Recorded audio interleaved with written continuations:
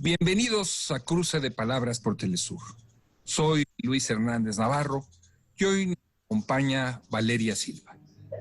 Ella fue diputada en Bolivia por parte del partido gobernante entonces, del MAS. Es politóloga, está asilada en México como resultado del golpe de Estado que sufrió su país. Y queremos conversar con ella sobre las próximas elecciones y sobre la situación que se vive en Bolivia precisamente a raíz del golpe. Valeria, muchas gracias por estar con nosotros en este Cruce de Palabras. Un abrazo, querido Luis. El gusto definitivamente es mío. Para ti, mis respetos como siempre, y un saludo para toda la audiencia de Telesur en las latitudes diversas.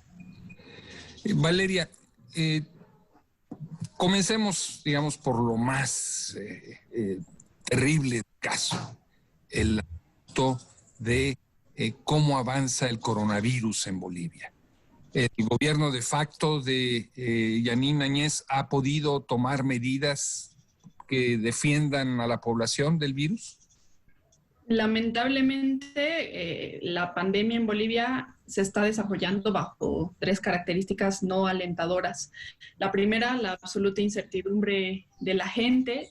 La segunda, el manejo corrupto de los recursos, tanto de préstamos internacionales como de donaciones que han llegado al país y que ahora mismo se desconoce el paradero de estos ya varios millones de dólares. Y la tercera, que es aún mucho más perversa que las dos anteriores, que digamos se están encontrando en otras latitudes también, tiene que ver con el uso político de la pandemia que está haciendo el gobierno de facto con el fin de prorrogarse en su mandato de facto, claro está, y evitar que se desarrollen las elecciones generales que de alguna manera permitirían el retorno de la democracia en Bolivia. Las elecciones están anunciadas para el 6 de septiembre, ¿es correcto?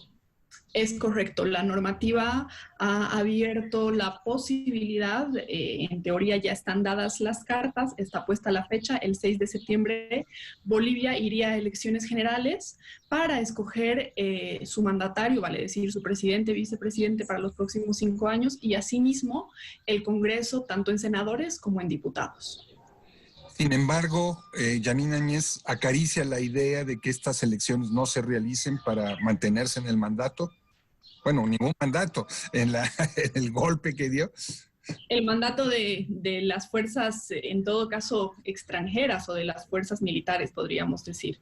Es evidente lo que tú dices, el gobierno de Yanine Áñez lo que pretende ahora mismo es prorrogarse en el poder.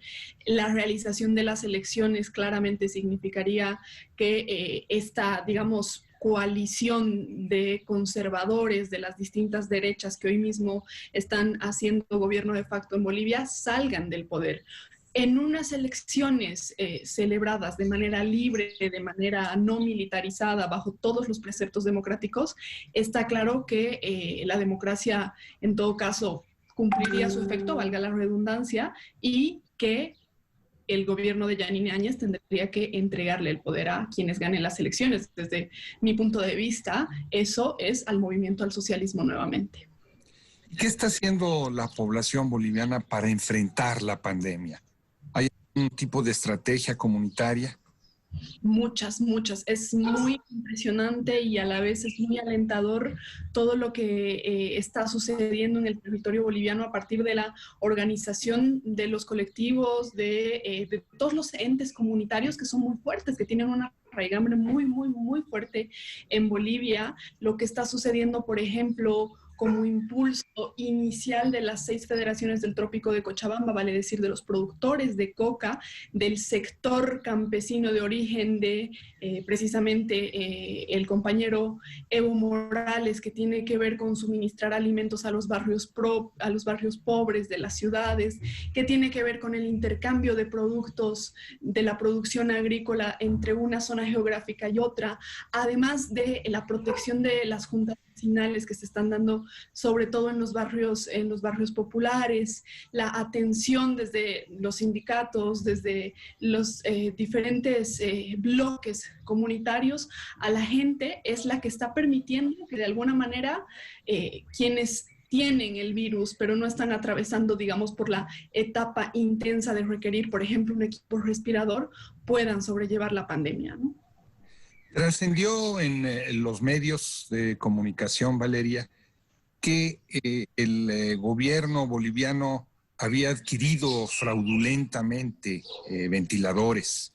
Me imagino que también otro tipo de equipo médico. ¿Qué tan extendidas están esas prácticas corruptas?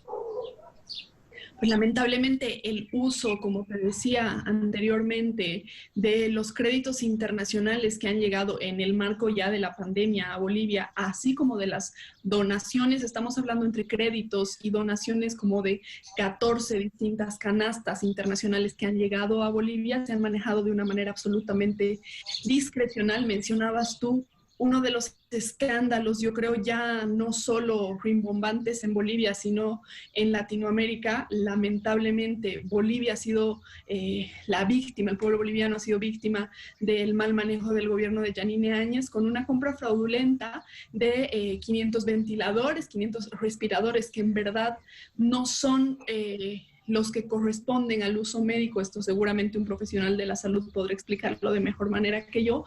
No corresponden al uso médico de las personas que logran necesitar la respiración artificial por haber contraído el coronavirus, pero además, más allá de que las condiciones específicas técnicas no hayan sido las correctas, esta compra se ha hecho con sobreprecio.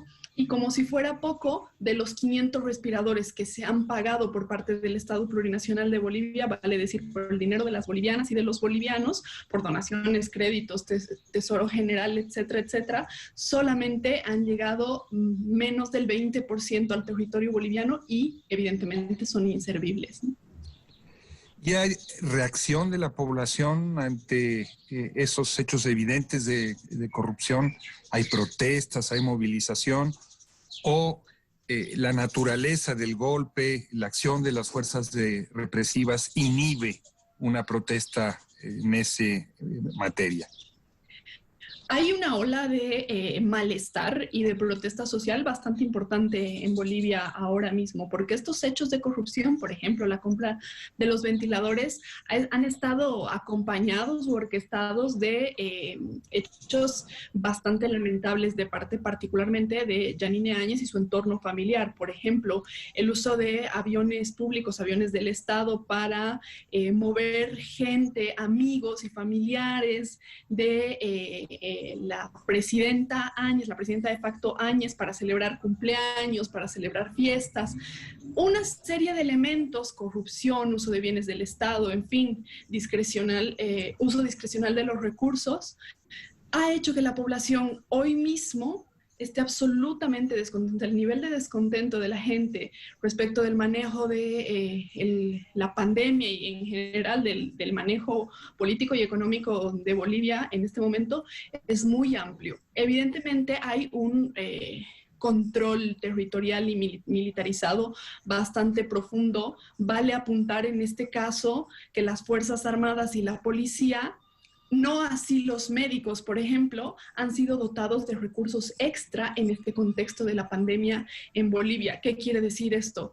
Que la prioridad del gobierno de Yanine Áñez es la represión, no así la atención en salud a los afectados por la pandemia. Todo esto hace que evidentemente la protesta social esté bajo la lupa, esté evidentemente en muchos riesgos. Sin embargo, este tejido del que te hablaba anteriormente, este tejido fuerte, comunitario, que tiene una porción importante en su ADN de construcción indígena, de construcción obrera, etcétera, etcétera, está perviviendo y está logrando que en muchas de sus decisiones incorrectas, corruptas y fraudulentas, el gobierno de Yanine Áñez tenga que retroceder, y así mismo se está generando a partir de esto una fuerte presión e interesante presión internacional que está haciendo también que en muchas cosas el gobierno de facto retroceda.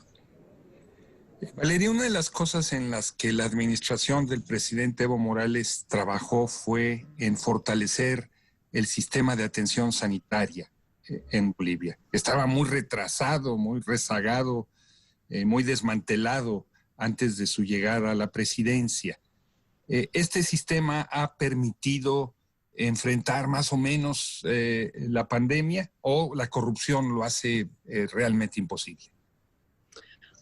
Para ser honestos, pienso que el sistema de salud boliviano no, así como el argentino, así como el mexicano, así como el de la mayoría de las latitudes latinoamericanas, exceptuando Cuba, podríamos decir que hace poco ha anunciado que ha erradicado el virus en su territorio, podríamos decir que realmente no ha estado preparado para asumir todo lo que implica el manejo de una pandemia que hasta hoy mismo no tiene ningún tipo de resguardo para la población en términos de vacuna, de antiviral, etcétera, etcétera.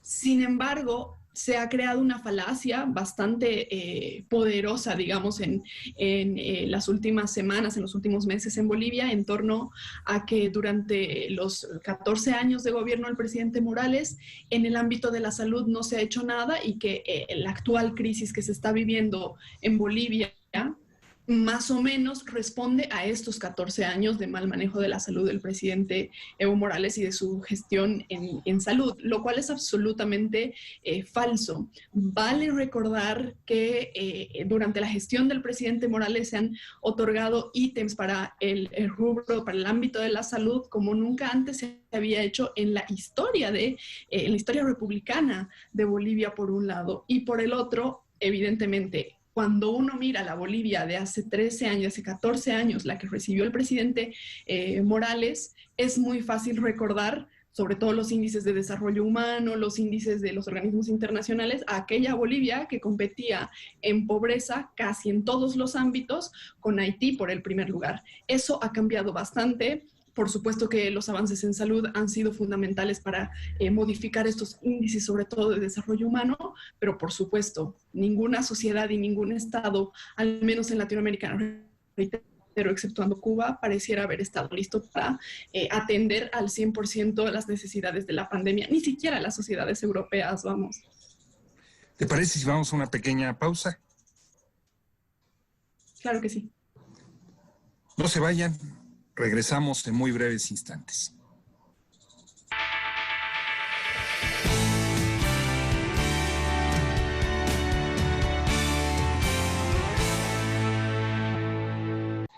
Estamos ya de vuelta en este cruce de palabras, conversando con Valeria Silva, politóloga, exdiputada boliviana, una gran conocedora de su país.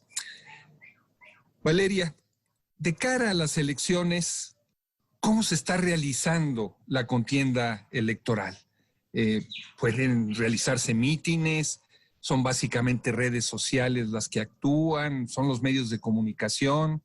¿Cómo está funcionando esto de competir electoralmente en estas circunstancias, además en el marco de lo que fue un golpe de Estado? Sin dudas, un reto para la democracia boliviana en general, sobre todo si tomamos en cuenta que las condiciones están dadas, ya lo mencionábamos, por un gobierno que militariza, por un gobierno que no viene de las urnas y, de paso, un gobierno que quiere prorrogarse en el poder. Ese es su deseo de prórroga en el poder, está también vinculado con el desarrollo de las elecciones. Recordemos que la presidenta de facto, Yanine Áñez, hoy mismo es candidata a la presidencia hacia las elecciones del 6 de septiembre, por lo que el tablero claramente no es un tablero diseñado en justicia, vamos a decir en términos muy sencillos. El desarrollo de la contienda o de la campaña hacia la contienda electoral, sin dudas también es complejo, es distinto y es retador para las fuerzas políticas. Lo está haciendo también para el movimiento al socialismo, que es una fuerza política de calle, que es una fuerza política de territorio, de mercados, de barrios, de plazas, etcétera, etcétera, y que ahora mismo está, vamos a decir, de alguna manera sorteando las dificultades que implica la pandemia e intentando establecer mayor cantidad de vínculos virtuales con la población, siempre, por supuesto, con la precaución que requiere el uso de todo el mundo virtual para una campaña política, sobre todo si se toma en cuenta las brechas, digamos, las brechas de acceso a Internet, las brechas de clase, finalmente, que en términos de o en tiempos de pandemia son fundamentales también en coyunturas electorales.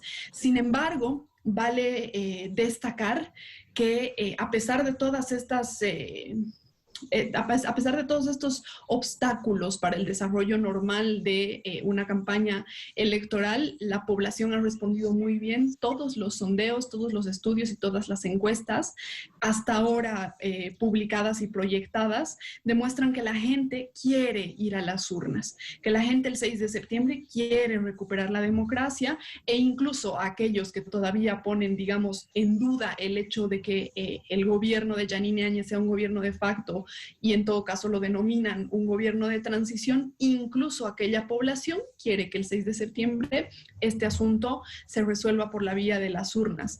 Hay, por supuesto, un obstáculo fundamental en esta tarea, que es el hecho, ya lo decía, está todo absolutamente conectado, el hecho de que Yanine Áñez hoy es la primera mandataria de Bolivia, de facto, claro está, es candidata y es quien está conduciendo el manejo de la pandemia. Por lo tanto, se ve que esta candidata, que es a la vez primera mandataria, está haciendo absolutamente todo lo que está en sus manos para que la crisis sanitaria, la crisis del COVID, sea mucho más profunda hacia el 6 de septiembre y de esta manera se evite la realización de las elecciones.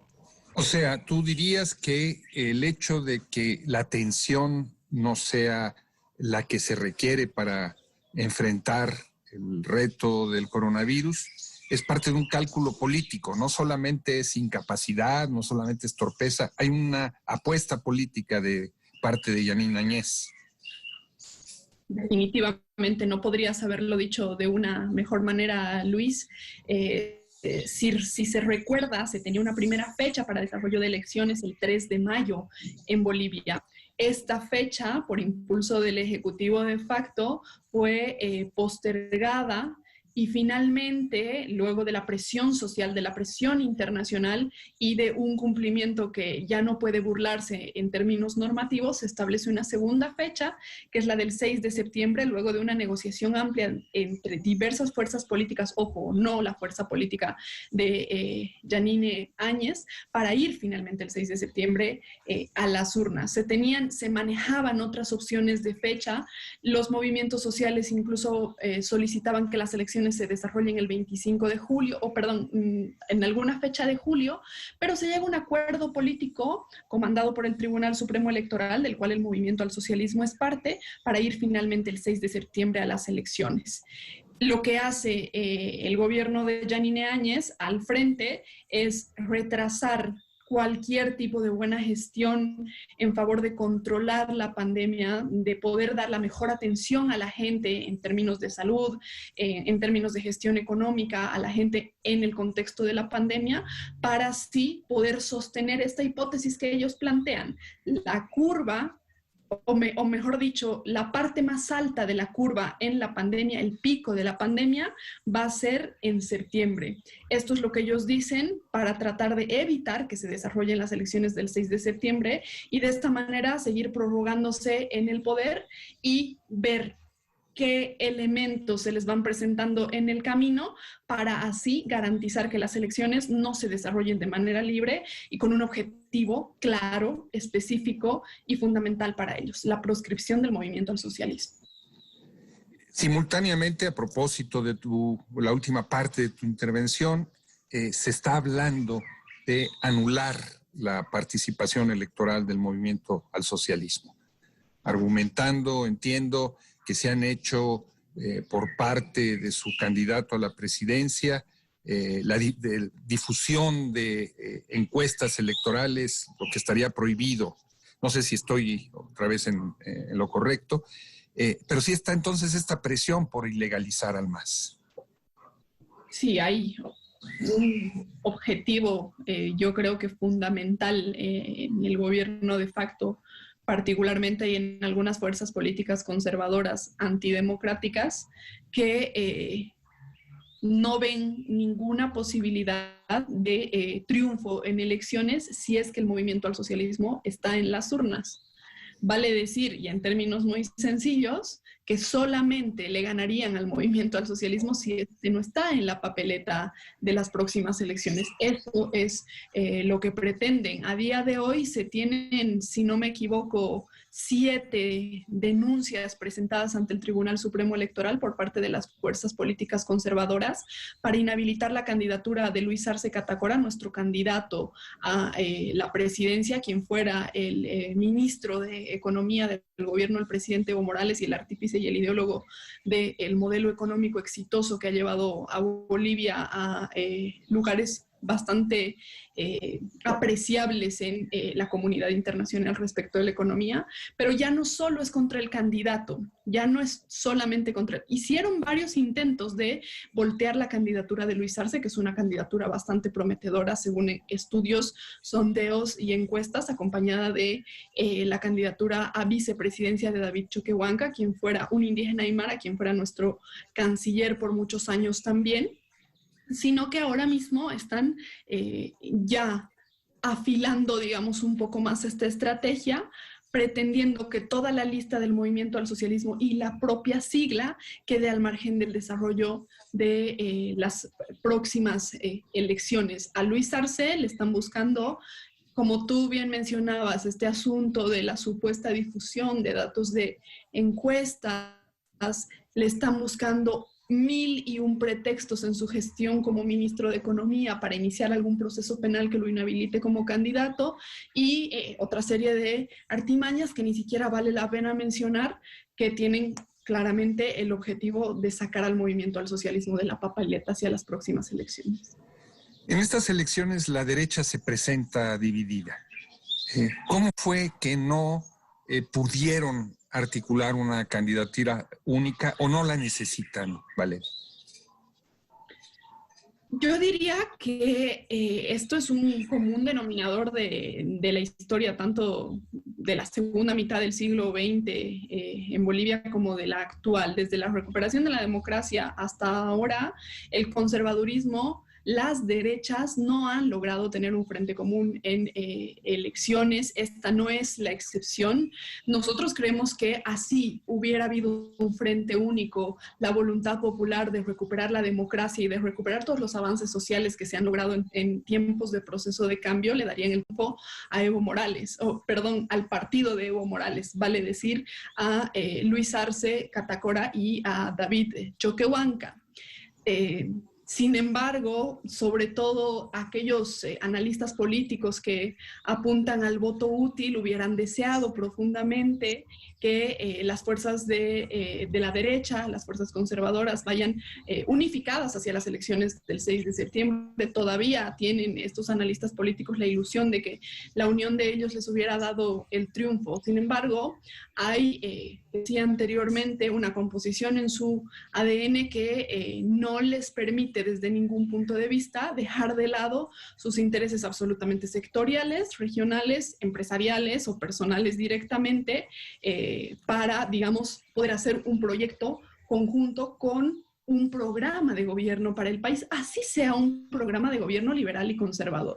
Primero están sus intereses, por eso hoy tienes la candidatura de Yanine Áñez por un lado, que representa ante todo a los agroindustriales del oriente, tienes la candidatura de Carlos Mesa por el otro, que representa el retorno del neoliberalismo. Recordemos que este candidato ha sido el vicepresidente de Gonzalo Sánchez de Lozada, el expresidente de Bolivia, que muy conocido porque hablaba como gringo, básicamente porque no hablaba como boliviano, porque tenía un dejo de inglés en su pronunciación y que hoy mismo está prófugo de la justicia boliviana. Y tienes por el otro a Luis Fernando Camacho, que representa, vamos, a las logias del Oriente, al fascismo y a todo lo que hoy mismo en el mundo está intentando reivindicarse en la política formal, el fascismo puro y duro. Valeria Silva, muchísimas gracias por esta visión panorámica, trágica, dolorosa que nos ofreces de tu país, de Bolivia. Gracias por estar con nosotros en este cruce de palabras. Muchísimas gracias a ti, querido Luis. Ustedes, amigos, amigas, muchas gracias por su amable compañía y ya saben, los esperamos la semana que viene aquí por Tour. Hasta la próxima.